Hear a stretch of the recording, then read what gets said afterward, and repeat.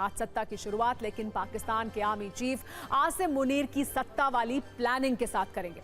पाकिस्तान में सुगबुगाहट तेज है कि वहां आसिम मुनीर तख्ता पलट का इतिहास दोहराने की फुल तैयारी में जुटे हुए हैं। वो किसी गिद्ध की तरह आसिफ अली जरदारी की राष्ट्रपति वाली कुर्सी पर नजरें गड़ा चुके हैं। आसिम मुनीर सत्ता पाने वाली एक ऐसी फैमिली प्लानिंग बना चुके हैं जिसमें वो पीएम शहबाज शरीफ की कुर्सी का गेम ओवर भी कर सकते हैं। अगर शहबाज शरीफ की सत्ता से विदाई हुई तो उनकी जगह कौन लेगा, इस पर लगातार चर्चा हो रही है। अब इसको लेकर एक बड़ा दावा किया गया है। यह दावा पाकिस्तान के एक पूर्व आर्मी ऑफिसर का है, जिनका कहना यह है कि आसिम मुनीर सत्ता की पूरी ताकत को अपने और अपने रिश्तेदारों तक ही सीमित रखेंगे। ये पूर्व आर्मी ऑफिसर हैं आदिल रजा। पाकिस्तान की सेना के पूर्व अधिकारी हैं, मेजर रह चुके हैं। पाकिस्तान की फौज से परेशान होकर ब्रिटेन में साधारण जीवन जी रहे हैं, लेकिन पाकिस्तानी फौज के एक वर्ग में इनका आज भी बड़ा सम्मान है। आदिल रजा ने पाकिस्तान की सेना में मौजूद अपने उन्हीं टॉप सोर्सेज के हवाले से अब ये दावा किया है कि आसिम मुनीर अब हर हाल में राष्ट्रपति जरदारी को कुर्सी से हटा देंगे, जिसके बाद खुद राष्ट्रपति बन जाएंगे।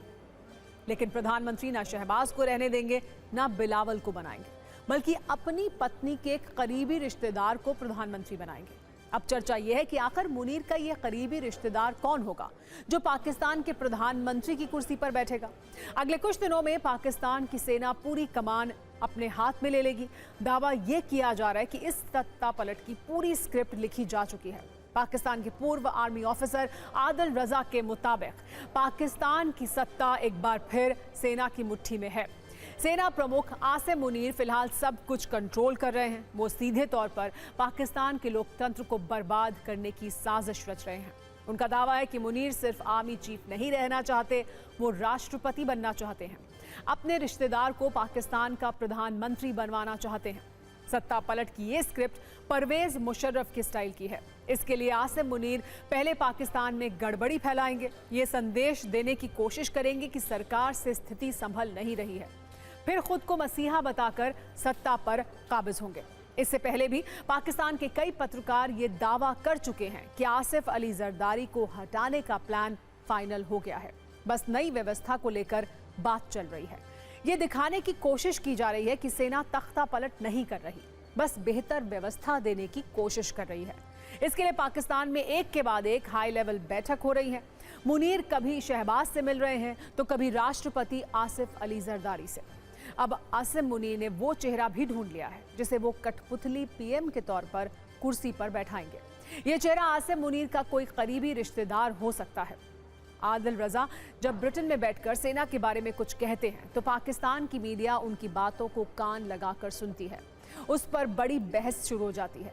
इस बार भी ऐसा ही हुआ है। पाकिस्तान के मीडिया में आसिम मुनीर की सत्ता के लिए फैमिली प्लानिंग वाली इस चाल पर बहस बहुत तेज हो गई है। पाकिस्तान में चल रही सत्ता पलट वाली ये डिबेट सुन लेते हैं, आइए। फिर मुनीर के उस रिश्तेदार से भी मिलवाएंगे आपको जिन्हें कुर्सी मिल सकती है।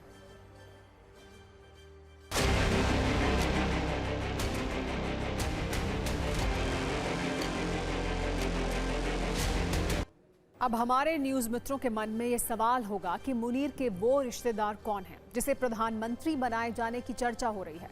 आदिल रजा ने तो इस नाम का खुलासा नहीं किया, लेकिन दावा किया जा रहा है कि ये नाम पाकिस्तान के गृह मंत्री मोहसिन नकवी का हो सकता है। दरअसल मोहसिन नकवी आर्मी चीफ मुनीर की पत्नी के रिश्तेदार हैं। मुनीर का पहले से ही ये आरोप है कि वो अपने रिश्तेदारों को लगातार फायदा पहुंचा रहे हैं। उन्हें सरकार में बड़े ओहदे पर नियुक्त किया जा रहा है। मोहसिन नकवी को लेकर भी ऐसे सवाल कई बार उठे हैं। आसिम मुनीर के आर्मी चीफ बनने के कुछ ही दिन बाद मोहसिन नकवी को पाकिस्तान के पंजाब प्रांत का कार्यवाहक मुख्यमंत्री बना दिया गया था। फरवरी 2024 में उन्हें पाकिस्तान क्रिकेट बोर्ड का चेयरमैन बना दिया गया। इसके अगले ही महीने मोहसिन नकवी को पाकिस्तान का गृह मंत्री बनाया गया। बड़े पदों पर नियुक्ति के अलावा जनरल आसिम मुनीर के परिवार के सदस्यों को डिप्लोमेटिक पासपोर्ट जारी करना भी चर्चा में रहा है। पाकिस्तान के कुछ पत्रकार इसको लेकर लगातार आवाज उठाते रहे हैं, लेकिन सेना इनकी आवाज दबाने में भी लगी है।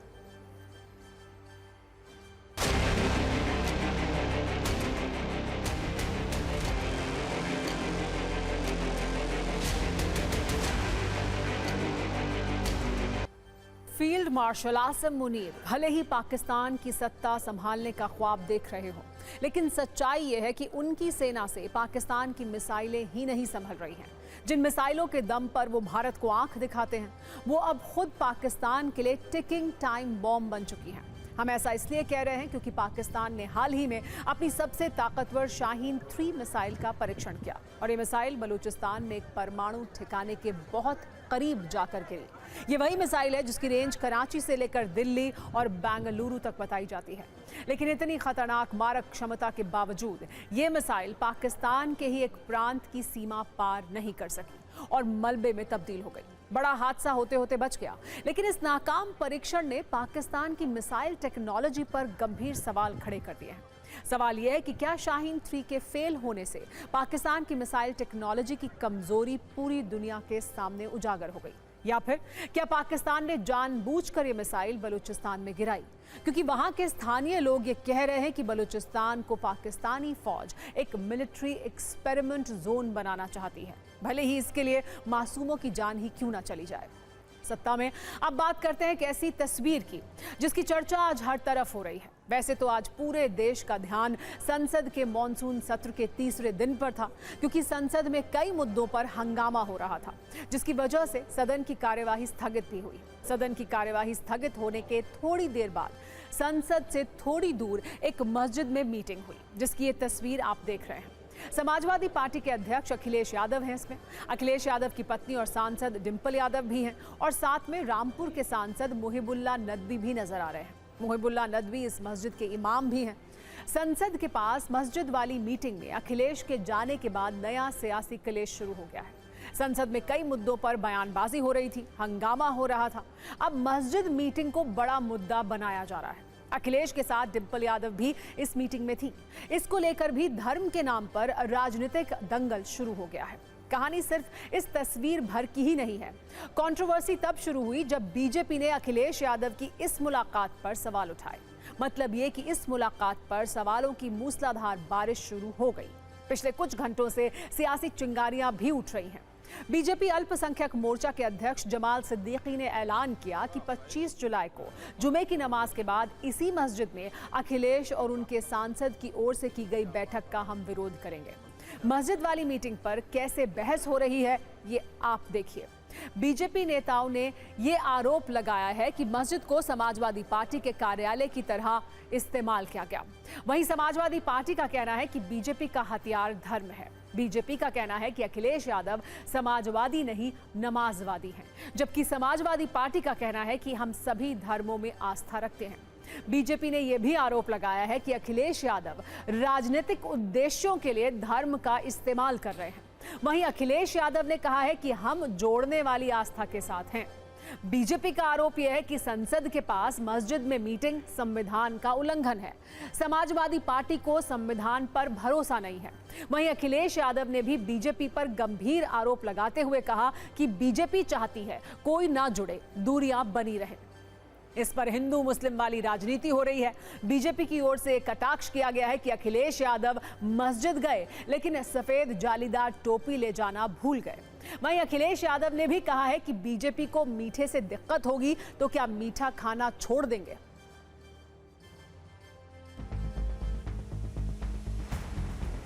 संसद भवन के बेहद करीब ये मस्जिद जो अब विवादों में आई इस कारण से क्योंकि अखिलेश यादव अपने सांसदों के साथ यहाँ पर एक बैठक करने पहुंचे, जिसकी तस्वीर जो है वो सोशल मीडिया पर आई और सोशल मीडिया पर आने के बाद उस पर कई तरह की आपत्तियां आई। आस्था जोड़ती है, किसी भी धर्म या कोई आस्था है वो आस्था जोड़ती है और जो आस्था जोड़ने का काम करती है हम उसके साथ हैं। बीजेपी को यही तकलीफ है कि कोई जुड़े नहीं, दूरियां बनी रहें। अब बीजेपी को मीठे से तकलीफ होगी तो मीठा छोड़ देंगे। बीजेपी कहेगी नमकीन खाइए तो नमकीन खाएंगे क्या? तो बीजेपी क्या कर रही है, बीजेपी को आप भी जानते हो, बीजेपी को आप सब जानते हो। बीजेपी का हथियार ही धर्म है। समाजवादी पार्टी के मुखिया और समाजवादी पार्टी हमेशा संविधान का उल्लंघन करते रहते हैं। भारतीय संविधान स्पष्ट कहता है कि राजनीतिक कार्यों के लिए हम धर्म का इस्तेमाल नहीं करेंगे और उनका संविधान पर कोई भरोसा नहीं है। हमेशा वो नमाजवादी बने रहते हैं। हमारे सांसद हैं, इमाम साहब हैं और उनकी पत्नी, हम सब लोग एक सोशल उसके लिए गए थे वहाँ पे, और वहाँ पे कोई मीटिंग नहीं हुई थी क्योंकि भ्रमित करने का हमेशा भारतीय जनता पार्टी की नीयत रही है। किसी धार्मिक स्थल पर जो है वो सियासी मीटिंग करना इस बात का जो है प्रमाण है, इस बात का प्रतीक है कि आप जो है वो धर्मनिरपेक्षता के नाम पर सांप्रदायिकता का खेल खेलने में लगे हुए। मीटिंग का मतलब ही क्या आता है? मीटिंग का कोई मतलब नहीं, ये सिर्फ और सिर्फ अनावश्यक बातें हैं और सिर्फ विवाद खड़ा करने की बात है। राजनीति एक अल्पकालीन धर्म है और धर्म एक दीर्घकालीन राजनीति है। अखिलेश यादव जी ने अगर कर दिया मस्जिद से या मजार से कर दिया मीटिंग तो क्या दिक्कत है? सेकुलर कॉन्स्टिट्यूशन है। भारतीय जनता पार्टी की जहरीली सोच, देश को बांटने वाली सोच जा नहीं रही है।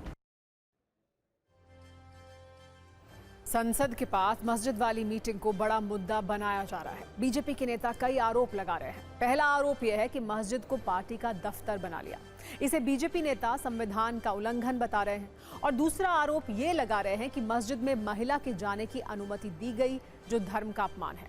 आपको बता दें, अखिलेश यादव के साथ डिंपल यादव भी मीटिंग में थी। इस तस्वीर में वो दिख भी रही हैं। डिंपल यादव को लेकर क्या सवाल उठाए जा रहे हैं और कैसे धार्मिक चिंगारियां भड़क रही हैं, ये भी जान लीजिए। बीजेपी अल्पसंख्यक मोर्चा के नेता ने कहा है कि मस्जिद में महिलाओं का जाना वर्जित है। हर धार्मिक जगह पर जाने का अपना एक नियम होता है। इन नियमों की अनदेखी करते हुए मस्जिद में डिंपल यादव के जाने को लेकर उन्होंने सवाल उठाए हैं। उन्होंने कहा कि वो बिना सिर ढके गई, ये भी एक गुनाह है।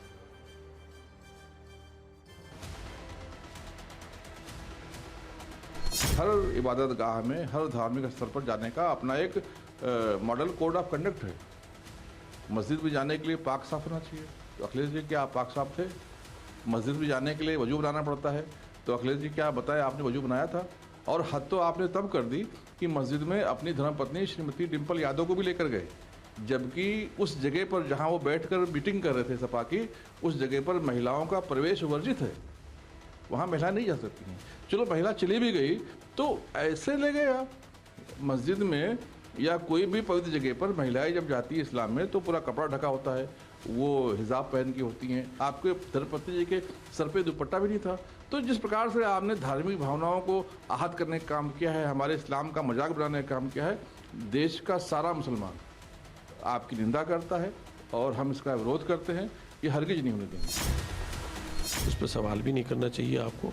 जो ख़वातीन लेडीज़ मस्जिद में नमाज के लिए भी आती हैं, ये सारे कानून उनके लिए होते हैं जो उस धर्म से ताल्लुक़ रखते हैं। आप क्या पहनावा पहनकर आ रहे हैं, वो फैसला उस वक्त इमाम करेगा। मस्जिद में बिठाकर सियासी मीटिंग करना, ये मस्जिद के तक़द्दुस को जिस तरह से पामाल किया गया है, इसको बर्दाश्त नहीं किया जा सकता। एक महिला को जिस हालत में बैठे हुए देखा गया, जिस तरह के कपड़ों में देखा गया, वो बड़ा आपत्तिजनक है। इसलिए ऐसे शख्स को फौरी तौर पर मस्जिद से निकाला जाए, उनके खिलाफ कार्रवाई की जाए। अब न्याय की सत्ता की बात करते हैं, जिसमें आज एक ऐसी खबर है जिसकी बहुत चर्चा है। चर्चा इसलिए क्योंकि सुप्रीम कोर्ट में जब इस मामले की सुनवाई हुई तो खुद सीजेआई जस्टिस बीआर गवई भी चौंक गए। सिर्फ वही नहीं, पूरी की पूरी बेंच हैरान थी। दरअसल मुंबई की एक महिला ने सुप्रीम कोर्ट में तलाक के बाद गुजारा भत्ता के लिए याचिका दायर की थी। महिला की मांग थी कि तलाक भत्ते के रूप में उसे एक BMW कार, 12 करोड़ रुपए और मुंबई का एक फ्लैट चाहिए। सीजेआई जस्टिस बीआर गवई ने जब महिला की याचिका देखी तो वो हैरान रह गए। उन्होंने महिला से कहा, आप IT प्रोफेशनल हैं, MBA किया है, आपकी डिमांड बेंगलुरु और हैदराबाद में है, फिर आप काम क्यों नहीं करती? आपकी शादी सिर्फ 18 महीने चली, आप BMW भी चाहती हैं और 1 करोड़ रुपया महीना भी। इस पर महिला ने कहा कि उसका पति बहुत अमीर है और उसने ये कहकर शादी रद्द करने की मांग की है कि महिला शिज़ोफ्रेनिया से पीड़ित है। लेकिन कोर्ट उनकी मांग से सहमत नहीं दिखा। सीजेआई ने महिला से कहा कि बेहतर होगा कि आप फ्लैट से संतुष्ट रहें या 4 करोड़ लेकर कोई अच्छी नौकरी ढूंढ लें। इतना कहने के बाद कोर्ट ने महिला की याचिका पर फैसला सुरक्षित रख लिया है। ये कोर्ट की तरफ से टिप्पणी की गई थी, फैसला अभी आना बाकी है। कोर्ट की तरफ से महिला को कहा गया कि आप इतनी पढ़ी लिखी हैं, आपको खुद कमाकर खाना चाहिए। हम सुनवाई खत्म करके आदेश सुरक्षित कर रहे हैं। इससे पहले मार्च में दिल्ली हाई कोर्ट ने भी इसी तरह का एक फैसला सुनाया था। तब कोर्ट ने कहा था कि एक पढ़ी लिखी पत्नी जिसके पास अच्छी नौकरी का अनुभव है, उसे सिर्फ गुजारा भत्ता लेने के लिए ऐसी जद्दोजहद नहीं करनी चाहिए। सत्ता में लेकिन अब वो राजनीतिक खबर जिसकी गहराई बहुत ज्यादा है और चर्चा बंद ही नहीं हो रही है। अब से करीब 47 घंटे पहले जगदीप धनखड़ ने उपराष्ट्रपति पद से इस्तीफा दिया था। अब ये इस्तीफा क्यों हुआ, इसकी जानकारी बाहर आ रही है। TV9 भारतवर्ष के पास सूत्रों से ऐसी जानकारी मौजूद है कि जगदीप धनखड़ सरकार की जगह विपक्षी दलों का पक्ष ज्यादा लेने लगे थे और सरकार के पक्ष की अनदेखी करते थे। जस्टिस वर्मा के मसले को लेकर वो पूरी तरह से विपक्ष के हितों में काम करते हुए दिख रहे थे। पीएम मोदी भी धनखड़ के रवैये से दुखी थे। सरकार ने उन्हें पद से हटाने का मन बना लिया था, लेकिन उससे पहले ही जगदीप धनखड़ राष्ट्रपति भवन पहुंच गए और 25 मिनट इंतजार करने के बाद अपना इस्तीफा सौंपा। वैसे तो सरकार और धनखड़ के बीच पिछले कई महीनों से संवादहीनता की स्थिति थी और गंभीर मतभेद भी थे, लेकिन सोमवार को जो कुछ हुआ उसने पूरी कहानी को खत्म ही कर दिया। इस बार मामला जस्टिस वर्मा के खिलाफ लाए जाने वाले महाभियोग से शुरू हुआ। अगर इसकी टाइमलाइन को आप देखें तो उपराष्ट्रपति को पहले ही सूचित किया गया था कि जस्टिस वर्मा पर लोकसभा और राज्यसभा में सरकार प्रस्ताव लाएगी। सत्र से 4 से 5 दिन पहले ही संसदीय कार्य मंत्री ने उपराष्ट्रपति को प्रस्ताव को लेकर सूचित किया था। रविवार को सर्वदलीय बैठक के एक दिन बाद फिर से केंद्रीय मंत्री रिजिजू ने उपराष्ट्रपति को इसकी सूचना दी। सरकार ने विपक्षी दलों के साथ मिलकर लोकसभा में हस्ताक्षर जुटा लिए थे। इन सब के बीच रविवार और सोमवार को उपराष्ट्रपति विपक्षी नेताओं से मिले। राज्यसभा में भी जस्टिस वर्मा पर प्रस्ताव की चर्चा हुई। सोमवार को पता चला कि उपराष्ट्रपति वरिष्ठ कांग्रेसी नेताओं के हस्ताक्षर को औपचारिक स्वीकृति देने वाले हैं। सत्ता पक्ष को यह भी जानकारी मिली कि सोमवार को उपराष्ट्रपति धनखड़ विपक्षी दलों का प्रस्ताव सदन में लाने वाले थे। सरकार के 3 बड़े मंत्रियों ने उपराष्ट्रपति से संपर्क कर सत्ता पक्ष के हस्ताक्षर को शामिल करने पर भी बात कही। सोमवार को ही उपराष्ट्रपति वरिष्ठ कांग्रेस के नेताओं से मिले, जिससे यह तय हो गया कि वो विपक्ष के साथ हैं। कई बार अनुरोध करने के बावजूद भी धनखड़ अड़ रहे थे, जिसके बाद सरकार ने कार्रवाई का मन बनाया और धनखड़ ने खुद ही विदाई का रास्ता चुन लिया। हालांकि जगदीप धनखड़ को उम्मीद थी कि सरकार उनको मनाएगी, पर सरकार ने ऐसा नहीं किया और इस्तीफा हो गया। इस बीच जो विपक्ष धनखड़ पर नाराज रहता था, वो अचानक धनखड़ के साथ खड़ा हुआ दिख रहा है और ये कह रहा है कि सरकार जगदीप धनखड़ के इस्तीफे का सच बताए।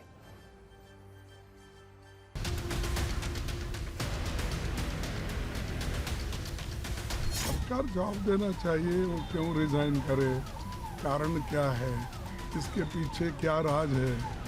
हमको तो ऐसा दिख रहा है कि दाल में कुछ काला है।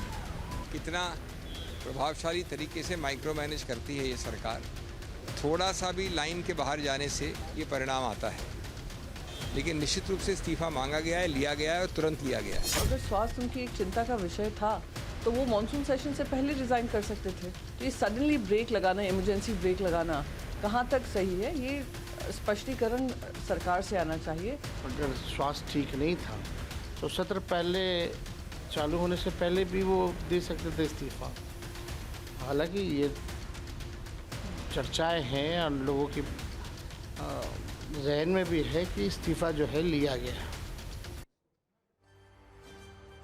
विपक्षी इन मांगों के बीच ये भी जानकारी मिली है कि धनखड़ पिछले कुछ वक्त से सरकार के साथ अड़ियल रवैया अपना रहे थे। पिछले दिनों जब अमेरिका के उपराष्ट्रपति जेडी वैंस भारत दौरे पर आए थे, तो जगदीप धनखड़ ने उनके साथ बैठक करने की इच्छा जताई थी। धनखड़ ने कहा था कि जेडी वैंस उनके काउंटरपार्ट हैं, इसलिए उनके साथ वो बैठक करेंगे। बाद में एक बड़े कैबिनेट मंत्री ने धनखड़ को फोन कर कहा कि वैंस अमेरिका के उपराष्ट्रपति हैं, लेकिन वो राष्ट्रपति ट्रंप का मैसेज पीएम मोदी के लिए ला रहे हैं। ऐसे में उपराष्ट्रपति जगदीप धनखड़ का उनसे मिलना ठीक नहीं होगा। इसके अलावा खबर यह भी है कि जगदीप धनखड़ मंत्रियों के दफ्तर में पीएम और राष्ट्रपति की तस्वीर के साथ अपना पोर्ट्रेट लगाने के लिए कहते थे। धनखड़ के बारे में TV9 को यह भी जानकारी मिली है कि उन्होंने अपनी फ्लीट की सभी गाड़ियों को मर्सिडीज कार में बदलने के लिए कई बार दबाव डाला। ये सारी बात सत्ता पक्ष को पसंद नहीं आ रही थी। कुल मिलाकर सूत्रों से मिली जानकारी के मुताबिक ये संकेत मिल रहे हैं कि स्वास्थ्य कारणों से दिया गया इस्तीफा असल में राजनीतिक कारणों से दिया गया ही लगता है। इन सब के बीच खबर यह है कि जगदीप धनखड़ जल्द ही उपराष्ट्रपति निवास छोड़ेंगे। सामान की पैकिंग शुरू हो गई है। संभवतः इस हफ्ते के आखिर तक वो उपराष्ट्रपति का निवास खाली कर देंगे। अभी वो कहां शिफ्ट होंगे ये तय नहीं है। नियम के मुताबिक पूर्व उपराष्ट्रपति की पसंद की जगह पर आजीवन मकान उन्हें दिया जाता है। धनखड़ के इस्तीफे वाले विवादों के बीच संसद में आज लगातार तीसरे दिन हंगामा हुआ। विपक्ष ने ऑपरेशन सिंदूर और बिहार वोटर लिस्ट रिवीजन के मामले पर संसद के दोनों सदनों को बाधित किया, जिससे कोई काम नहीं हो पाया। हालांकि सूत्रों से जानकारी मिली है कि ऑपरेशन सिंदूर पर लोकसभा में 28 और राज्यसभा में 29 जुलाई को चर्चा होगी। दोनों सदन में बहस के लिए 16-16 घंटे का समय तय किया गया है।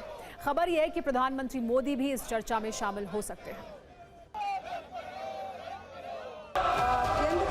सदस्यगण आप जाइए।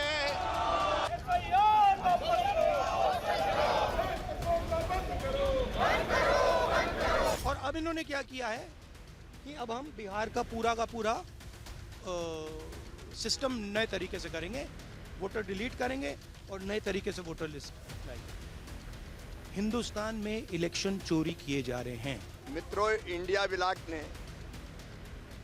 लोकतंत्र को हुल्लड़, हंगामा और हुड़दंग तंत्र में बदल दिया है। बाहर आते तो कहते चर्चा करो और अंदर चर्चा से भाग रहे हैं। इलेक्शन कमीशन की जिम्मेदारी ये बनती है कि ज़्यादा वोट डालने आए लोग, किसी का वोट बनना ना छूटे, लेकिन इधर दूसरी एक्सरसाइज कर रहे हैं कि वोट कैसे काटे जाएं। ये जानबूझ करके भरम और अराजकता फैलाने की कोशिश विपक्ष कर रहा है। ध्वज पर हंगामा करना इनका मकसद है। पार्लियामेंट को बंधक बनाना इनका मकसद है। कि ये सरकार इस देश में संसद से प्रजातंत्र तक सब कुछ खत्म करना चाहती है। हम केवल चर्चा चाहते हैं।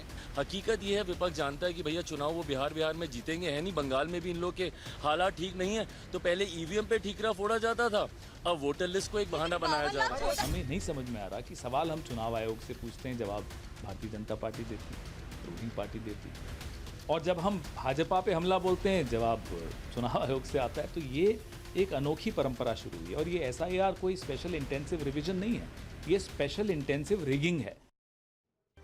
सत्ता में आपको ऐसे फर्जीवाड़े की खबर आई है, अब दिखाते हैं जो आपको हैरान कर देगा। यह खबर दिल्ली के नजदीक उत्तर प्रदेश के गाजियाबाद से आई है, जहां एक कोठी में फर्जी दूतावास बनाया गया, जिसमें एक फर्जी राजदूत रहने लगा, जो अपने आप को कई देशों का राजदूत बताता था, जिसने विदेश मंत्रालय की फर्जी मोहर तैयार कर ली थी। फर्जी राजदूत बनकर यह व्यक्ति वर्षों से लोगों को ठग रहा था। इस आरोपी का नाम हर्षवर्धन जैन है, जिसने एक ऐसा स्कैम शुरू किया जिसे सुनकर जांच एजेंसियों तक के होश उड़ गए, क्योंकि स्कैम की यह कहानी सुनने में किसी बॉलीवुड फिल्म की तरह है। आरोपी हर्षवर्धन जैन ने कोठी को किराए पर लिया, फिर इसे फर्जी दूतावास बना दिया, गाड़ियों पर डिप्लोमेटिक नंबर प्लेट चढ़ाई, खुद को राजदूत की तरह पेश कर दिया। इस शातिर ठग ने खुद को ऐसे देशों का राजदूत बताया जो दुनिया के नक्शे पर है ही नहीं, यानी पहले काल्पनिक देश बनाए, फिर खुद को उनका राजदूत बताने लगा। आरोपी खुद को वेस्ट आर्कटिका, सेबोर्गा, पाल्विया और लोडोनिया जैसे देशों का राजदूत बताता था। बताया जा रहा है कि यह फर्जी दूतावास कई वर्षों से चल रहा था, जहां दूसरे देशों में नौकरी दिलाने के नाम पर ठगी की जा रही थी। साथ ही आरोपी के हवाला कारोबार में शामिल होने का शक भी है। यूपी एसटीएफ को छापेमारी में डिप्लोमेटिक नंबर प्लेट लगी 4 गाड़ियां मिली हैं। इसके अलावा 12 डिप्लोमेटिक पासपोर्ट, विदेश मंत्रालय की फर्जी मोहर, अलग अलग देशों और कंपनियों की 34 मोहरें, फर्जी प्रेस आई कार्ड, 44 लाख रुपए नकद, कई देशों की विदेशी मुद्रा भी बरामद की गई है। बताया जा रहा है कि आरोपी हर्षवर्धन के खिलाफ पहले भी कई गंभीर आरोप लगे हैं। 2011 में उससे अवैध सैटेलाइट फोन बरामद हुआ था। इसके अलावा इंटरनेशनल आर्म्स डीलर खगोशी से भी इसके संपर्क होने की बात पता चली है।